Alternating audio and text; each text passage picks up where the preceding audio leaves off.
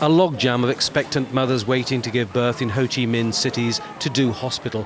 With almost 200 births a day, nearly 66,000 a year, this is one of Asia's busiest maternity units. 4 birthing stations are in operation around the clock.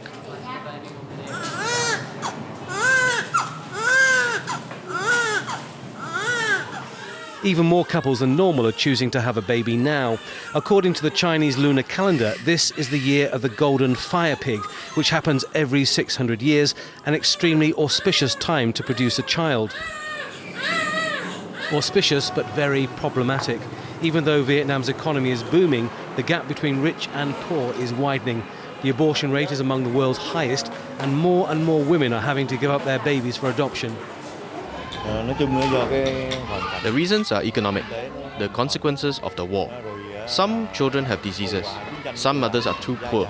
They come from the countryside and have to give the baby away because they have no means to look after it.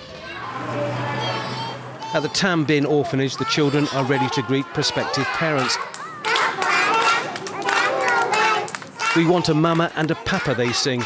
This is the same orphanage from where Hollywood actors Angelina Jolie and Brad Pitt adopted a young Vietnamese boy.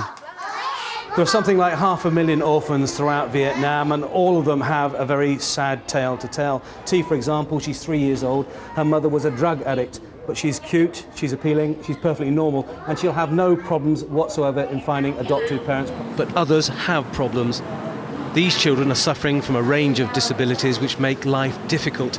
Their care requires money and medication, which is almost impossible to find in a poor country like Vietnam.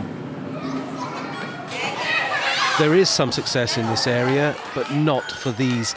These are the children virtually no one wants. They are HIV positive, and in 5 years, only 2 sufferers have been adopted. At the Ministry of Justice in Ho Chi Minh City, an Italian couple complete the ceremony for the adoption of a 9-month-old girl. Vietnam has tightened regulations over adoption. It has improved safeguards but slowed the process. It's like becoming a real mother. For us, the child is born today. In a house on the outskirts of Ho Chi Minh City, 13 young women are in the final stages of pregnancy. But no smiles. Each one will give their babies away. This girl is 17. She didn't want to be identified. She wants to feel like a mother, but she won't. In 1 month's time, her baby will be born, but she and her family are too poor to keep it. I really want to keep my child, but because my family doesn't have much money, I can't. I feel so sad. On average, around 3 babies out of every 100 born here will be handed over to an orphanage.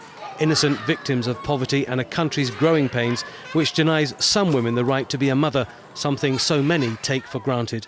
Tony Birtley, Al Jazeera, Ho Chi Minh City.